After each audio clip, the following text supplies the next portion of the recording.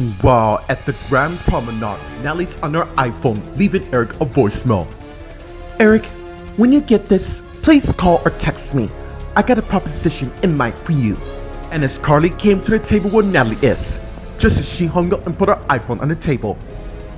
You do know Eric is married, right? And as Natalie saw Carly there. Nice to see you as always, Carly. So what's going on? And more importantly, how long are you into? Let's just say I have a lot on my plate dealing at the moment. Well, convenient as they say. In fact, I just so happen to have some free time, and as Carly sat down. So why don't you fill me in? Meanwhile, at Ravenwood, in Mildred and Karen's room, the real Karen and Mildred are sitting in separate beds talking to each other. I cannot believe this has happened to us. It seems our lives as we know it is falling apart. Wrong. I refuse to let those carbon copies defeat me in any way. What troubles me is, how long did Frank, Mimi, Linda, and Wayne plan this? I'll tell you this. I will stop at nothing to end their reign once and for all. Meanwhile, at the Los Angeles International Hospital, Hannah came out of Andrew's room. And as she closed the door and headed down the hall towards the waiting room, and she arrived and went and got herself a cup of coffee. Just as Mildred Julie Jordan came to where Hannah is, and she put the coffee pot down. Mom. And as Hannah turned and saw Mildred Julie Jordan there. Mildred, how you holding up?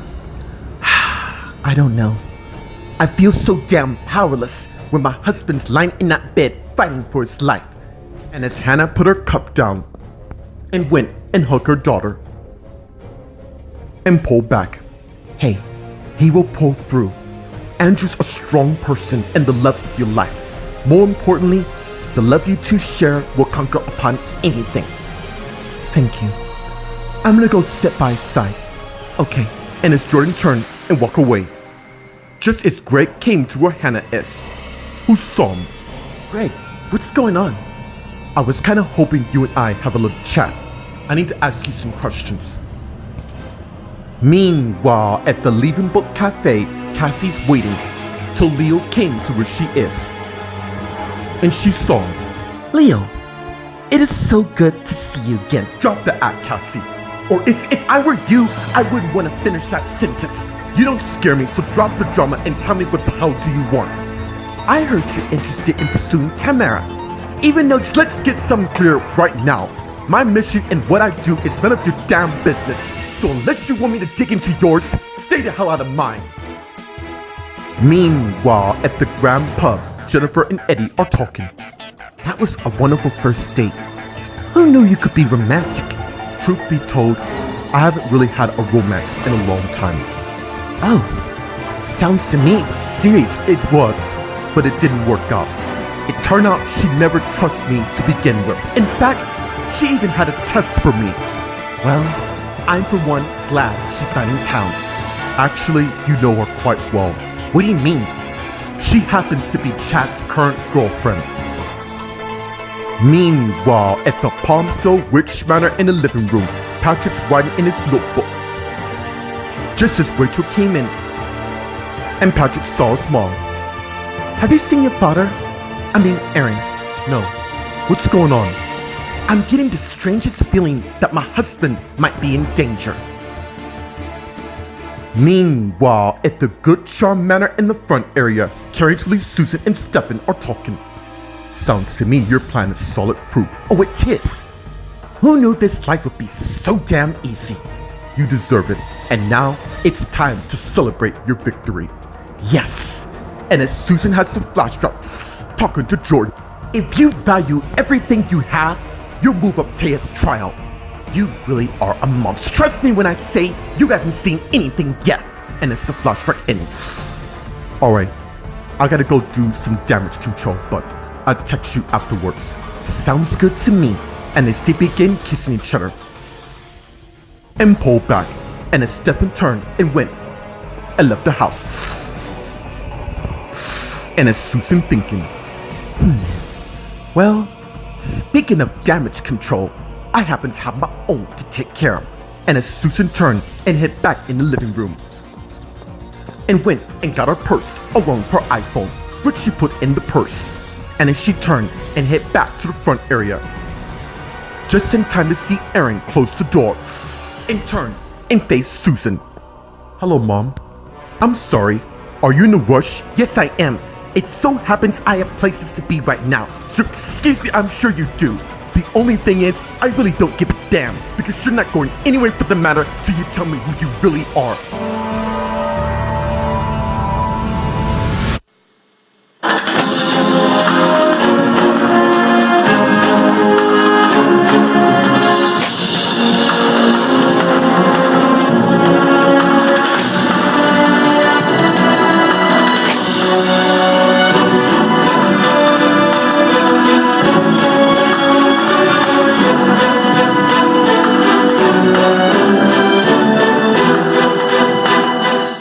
Meanwhile, at the Grand Promenade, Nally and Carly are talking. Look, Carly, I appreciate the concern. Save the speech and tell me this. Does it have to do with Eric firing you over not hiring Howard? How does Olivia text me? I just want to hear it from you. I am not out of the job yet. He thinks I didn't hire Howard because of a personal vendetta. You do know Eric, right? He is the manager. Are you damn bored or angry over what's happening with Taya? You decide to aim your damage control on me? It's not about my mom, who's innocent. It's you who have personal issues with Howard. You know, last I seem to recall, you don't seem fond of the guy either. And as Eric came through the arm, and Nally and Carly saw him. Hey, you mind I talk to you? Meanwhile, at Ravenwood, in Mildred and Karen's room, the Will, Mildred, and Karen are sitting in separate beds talking to each other. We need to find a way to talk to Taya, already ahead of you, and as Mildred took out an iPhone and showed her. Now, we don't have long till the owner of this phone comes looking for this. And as Karen got up and went, and sat by Mildred, who gave her the phone, and as Karen made the call and called her husband, but got his voicemail and hung up.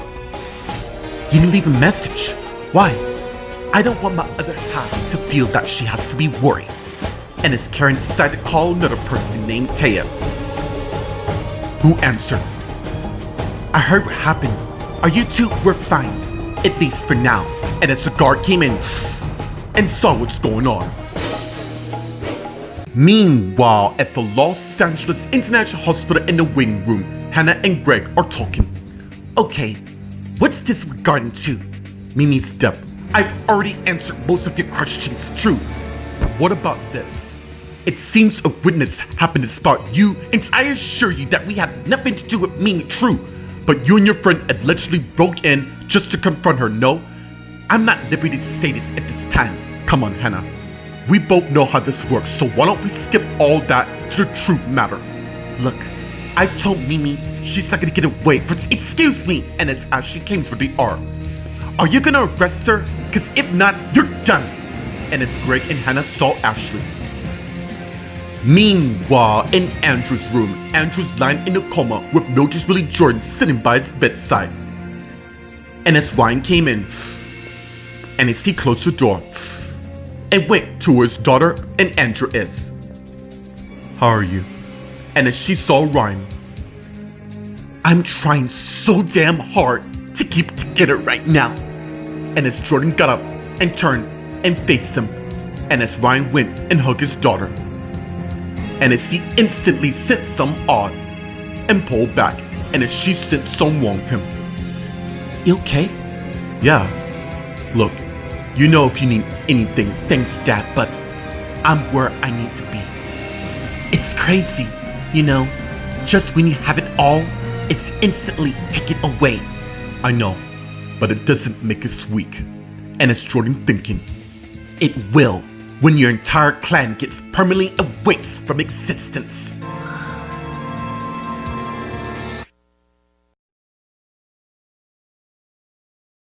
Meanwhile, at the Leaving Book Cafe, Cassie and Leo are talking. Dude, dial it down. I was just kidding. Look, I've been on edge lately with everything that's been going on, and I understand. Really, I do. Why don't we go talk in there? And as Leo and Cassie head to the office. And as they went in, and as Leo closed the door, And as he turned and faced Cassie, and she did the same thing. So, what do you want to reveal? What you said earlier about me not being Cassie, cuz I'm not. Okay. Well, let's just say several people remember me and what I did, which is why I have the disguise you see before you. Looks like Cassie, even though you're not. Exactly. Here goes nothing. And as Cassie began pulling off her disguise. Meanwhile, at the secret motel in Eddie's room, Jennifer and Eddie came in. And as Eddie closed the door, and as he turned and faced Jennifer, and she did the same. Nice place. You don't have to lie. It's all I have, so I understand. Why don't we unwind a bit and really get to know each other? Wow. Seems I did good. Yeah, you did. Although we didn't have a good first meeting. You mean when you ran into me looking at that other dude? He's nothing compared to what I have before me. And as Eddie came to where Jennifer is, and they began making out. And as Eddie began to lead Jennifer towards his bed. And as she took off her shirt, which caused him to stop. Listen, you ready for this? Of course I am. I must have you, like now. And as Jennifer got Eddie on top of the bed, making out with him in the process. And as he in turn pulled off her shirt. And soon, Eddie turned Jennifer over and began to make sweet love towards Jennifer. Meanwhile, at the Palmstone Witch Manor in the living room, Patrick and Rachel are talking, and as Patrick got up and faced his mom. What do you mean by that? Nothing you should worry. Mom, don't do that like I'm a little boy or something. Okay, I was supposed to meet him so we can talk some sense into Karen in hopes of saving her marriage. Yeah, Olivia and I heard what happened.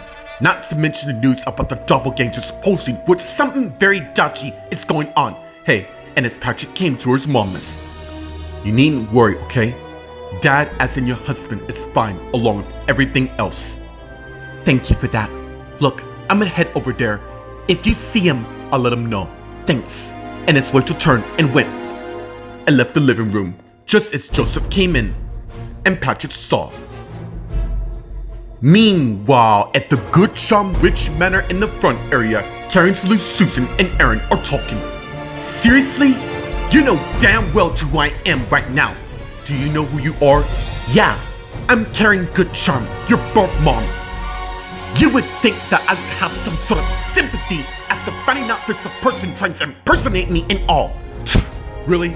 We're playing that game now? What is going on with you? What is going on? It's a person who looked like my mom happens to be in this house acting like she's the real deal. So I'm gonna be more direct this time. Where the hell is my mom? Where is she? She's right here, wondering if her own son has lost his damn mind. In case you're aware, I found out that my own sister Tina has kept the fact that you were my son for almost 2 decades while making me think you were dead for the matter. It took everything I got to forgive her. I did that for you. How precious. It seems to me that you've done your homework regarding my family. In fact, I think you're due for an Academy Award for that breathtaking performance you just did. Only thing is, I don't buy it. Not for 1 damn second.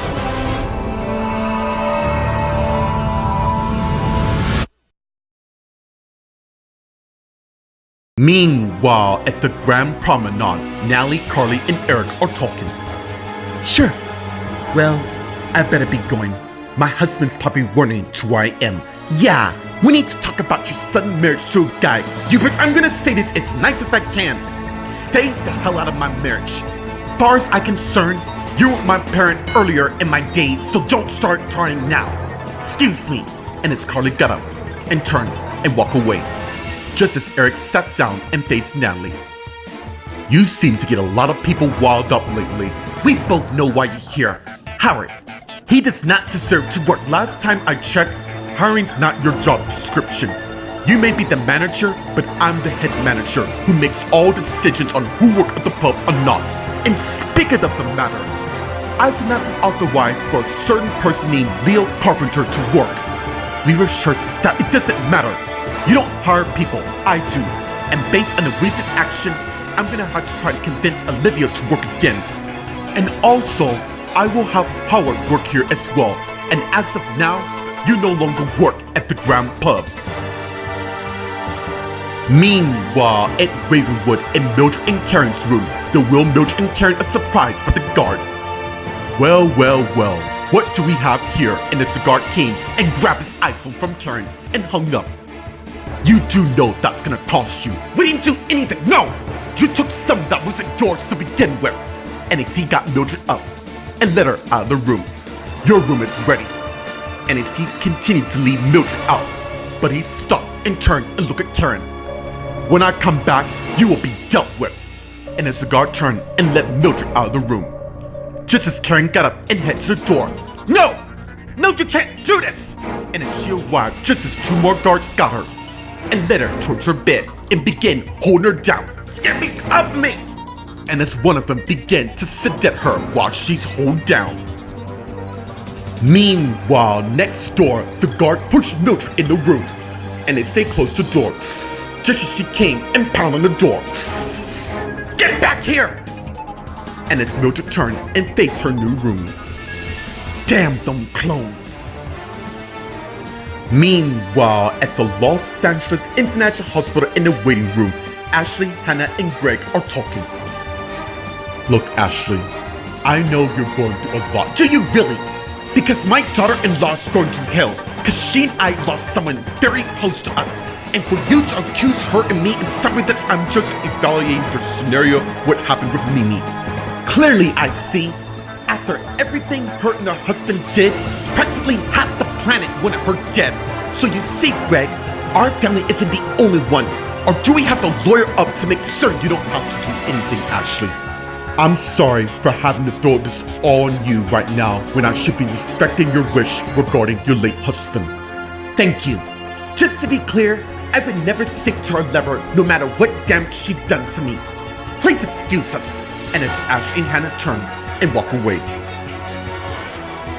Meanwhile, in Andrew's room, Andrew's lying in a coma while Ryan and Mildred Willie Jordan are talking. How's Mom doing? I heard she's on edge. She just misses your grandfather a lot. Time is so precious. And although I did spend a lot with my grandfather, I can't tell you how much I'm proud to know him. And as Ashley and Hannah came in, and Jordan and Ryan saw them. Any movement? No. But I do know by being by his side, giving him the strength he needs to come back to us, which will make him stronger. I couldn't agree more. Andrew's such a strong person who's finding his way back to his family. Did Walt and Teresa arrive yet?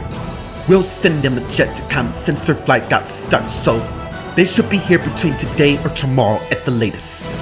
Seriously, Mildred, your family, we're here for you whenever you need us. Thank you, Mom. And as she's thinking, fools, you have no idea of what destruction is heading your way.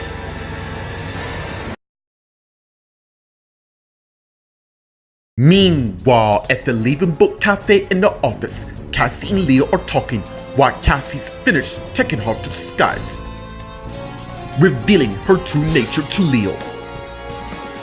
What am I looking at? The real me, of course. Which is, a lot of people know me as the LA Slash and stuff. Oh my god, and as Leo realized, yes, it's me, Haley McLaughlin, back in action. And I gotta say, it feels so good. It's just Kristen has no clue. Is there a reason for this sudden comeback of yours? All will be revealed soon, but let's just say I have some loose ends to tie. So I see. And as Haley put her disguise back on. Is this the reason to why you call me here? I need a favor from you. Well, a rather large one of sorts. What is it? I need you to kill Michael Hamilton.